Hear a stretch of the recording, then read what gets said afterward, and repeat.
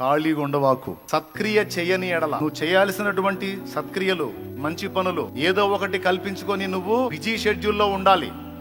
నువ్వు ఖాళీగా కూర్చొని దీర్ఘాలు తీసావనుకో, అది వాకిట్లోకే వచ్చి పొంచి ఉంటదంట. ఏంటిది అది? పాపం. కావాలంటే మీరు ట్రై చేసి చూడండి. ఆల్రెడీ ఇప్పటికి కొంతమందికి అనుభవం ఉంది. ఏ పని పాట లేకుండా బెడ్ మీద ఊరక పండుకొని తర్రే అని ఆలోచిస్తా ఉండును. ఏం తలంపులు వస్తాయో చెప్పు నాకు. చెడిపోయిన తలంపులు వస్తాయా, మంచి మంచి ఆలోచనలు వస్తాయా? చెడిపోయినయే వస్తాయి అన్నోళ్ళు చేతులు ఎత్తండి.